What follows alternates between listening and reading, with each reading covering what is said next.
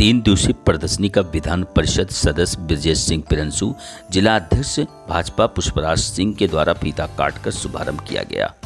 आपको बता दें कि प्रदर्शनी कार्यक्रम का शुभारंभ करते हुए सदस्य विधान परिषद ने कहा कि विकास भवन परिसर में उत्तर प्रदेश की विकास यात्रा की प्रदर्शनी लगाई गई है।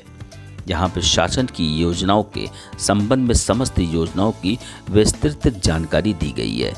प्रदर्शनी आम जनमानस के लिए उपयोगी है। योजनाओं के बारे में जानकारी प्राप्त कर वे लाभान्वित हो सकते हैं। जिला सूचना अधिकारी मनोकामना राय ने अधिकारियों, कर्मचारियों एवं आम जनमानस से प्रदर्शनी का अवलोकन करने की अपील की है। उन्होंने कहा कि अधिक से अधिक संख्या में लोग उपस्थित हों और योजनाओं की जानकारी प्राप्त करें। प्रदर्शनी में शासन की उपलब्धियों एवं जन कल्याणकारी योजनाओं मसलन मुफ्त वैक्सीनेशन, मिशन रोजगार के तहत युवाओं को नौकरी, एक्सप्रेसवे, एयरपोर्ट मिशन रोजगार, मिशन शक्ति, ODOP आदि का पोस्टर के माध्यम से जानकारी दर्शाई गई है।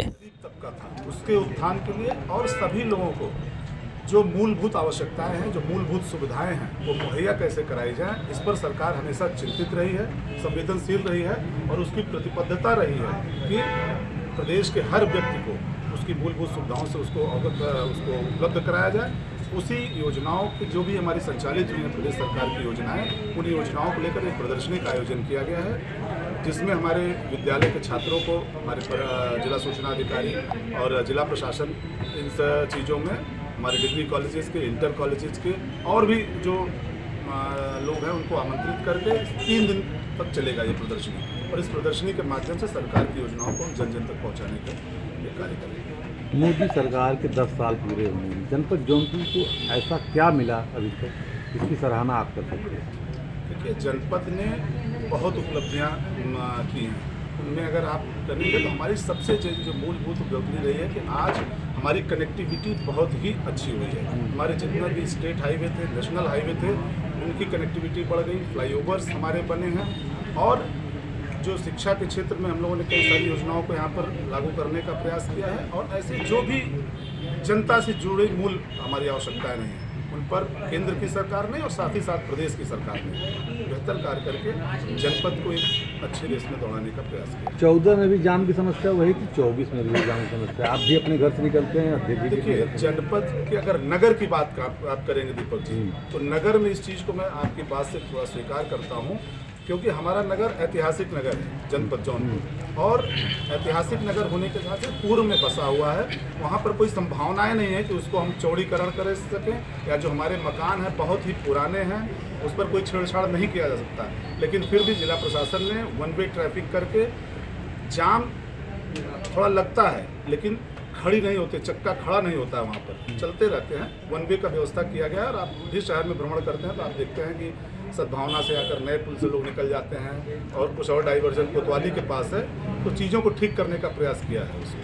पूरा शहर रेलवे ट्रैक के किनारे से बीचों बीच फंसा हुआ है, किसी भी एक सड़क छोड़ दें, किसी पर भी फ्लाईओवर नहीं है। चाहे बनारस जाना हो, स्टेशन दम तोड़ देता है जगदीशपुर में। देखिए, एक फ्लाईओवर तो बहुत थोड़ा उसमें समय लगा, जो मड़ियाओं पर बना हुआ है बाईपास, वो बनकर चालू हो गया है और उसके अतिरिक्त 3 फ्लाईओवर पे और भी काम लग गए हैं। वर्तमान में आप देखेंगे तो जो इलाहाबाद को जो जाने वाली है उसमें भी पाइलिंग इत्यादि शुरू हो गई है और एक हमारा यहाँ पर इलाहाबाद के अतिरिक्त जो आजमगढ़ के लिए है उस पर भी हमारी स्वीकृति हो गई है और अभी प्रयास चल रहा है कि जो जगदीशपुर की रेलवे क्रॉसिंग है उसको भी फ्लाईओवर से जोड़ दिया जाए। उस पर भी केंद्र सरकार से स्वीकृति मिल गई है और केंद्र का और स्टेट का कुछ उसमें रहता है कि जो रेलवे कुछ पार्ट को करती है उसकी जब आम सहमति बन जाएगी तो धीरे धीरे प्रयास है। हमारे जनप्रतिनिधि यहाँ पर प्रयास किए हैं और आने वाले समय मुझे लगता है कि जो 5-6 हमारे रेलवे क्रॉसिंग पड़ती हैं सभी पर फ्लाईओवर हम लोग बना ले जाएंगे। डबल इंजन की सरकार रही और ट्रिपल इंजन की भी सरकार जौनपुर में।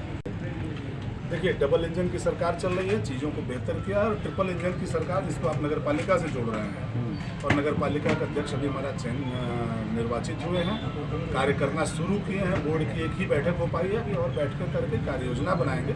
थोड़ा अवसर दीजिए, समय मिलेगा तो निश्चित तौर पर जो तीसरे इंजन की सरकार बना के हमारे नगर की जनता, हमारे सदर विधानसभा की जनता ने जो विश्वास व्यक्त किया है उस पर हम लोग खरा उतर के अच्छा करने का प्रयास करेंगे। सरकार का एक बड़ा काम रहा जनपद में मेडिकल कॉलेज, उसकी स्थिति से कितना वाकिफ है? देखिए, मेडिकल कॉलेज की जो स्थिति पूर्व में छूटी थी, आज हमारी सरकार संवेदनशील है। मुख्यमंत्री जी की प्रतिबद्धता है, वहाँ पर वो खुद भी विजिट किए। हमारे प्रभारी मंत्री, हमारे जिले के मंत्री गिरीश जी, सभी लोग उस पर अपना निगाह रखे हैं और मैकेनिज़्म बना के अभी हम लोग जो हमारी क्लासेज चल रही हैं वो बेहतर चल रही हैं। लैब की भी व्यवस्था हो गई है, हॉस्टल्स भी वहाँ पर संचालित हो गए हैं और काम पर धन की कोई कमी नहीं है। एक वहाँ पर इशू था रेट रिवाइज का, वो भी सॉर्ट आउट हो गया है। तो मुझे लगता है आने वाले सत्र तक हम लोग इसको पूरी तरह से ठीक कर ले जाएंगे। मेडिकल कॉलेज की ओपीडी कैसी थी? ओपीडी वहाँ पर चल रही है। ओपीडी को कुछ डॉक्टर्स भी बैठ रहे हैं, निरंतर वहाँ पर लोग आके करते हैं और जो भी हमारा मरीज आ रहा है, तो अभी चूंकि कंस्ट्रक्शन पार्ट हमारा वहाँ पर छूटा हुआ था, कंस्ट्रक्शन पार्ट छूटा हुआ था क्योंकि वहाँ पर कुछ असेसमेंट जो हमारा पहला बजट दिया गया था, रेट रिवाइज को लेकर कुछ इशू चल रहा था। जो कंस्ट्रक्शन का पिछली सरकार में जब बना तो वो शिथिल भी पड़ गया था, लेकिन अभी तेजी से करके ओपीडी भी चल रही है, क्लासेस भी चल रहे हैं, उनके हॉस्टल्स के रहने की भी व्यवस्था हो गई है और आगे जैसे जैसे समय आएगा उसके साथ हमारी सरकार, हमारे जिले के जनप्रतिनिधि, जिला प्रशासन, मेडिकल कॉलेज सभी लोग मिलकर उसको पूर्ण रूप से संचालित करेंगे। हर जल योजना महत्वाकांक्षी योजना है पूरे देश की ये, और प्रदेश में बुंदेलखंड आज उसी से बिल्कुल लाभान्वित हो रहा है। बुंदेलखंड में हमने एक पार्ट, जो पहला पार्ट स्टार्ट किया था, बुंदेलखंड जहाँ पानी के लिए सूखा पड़ जाता, जल से नल जो योजना है उससे, और उस कड़ी में हमारे प्रदेश में इधर भी काम चल रहा है। कुछ गाँव में भी बेसिक प्रॉब्लम आ रही है, कहीं पर टंकी बनाने में लैंड का इशू आ जा रहा है तो वहाँ पर कुछ डिस्प्यूट आता है, उसकी वजह से दिक्कत है कहीं सड़कों में।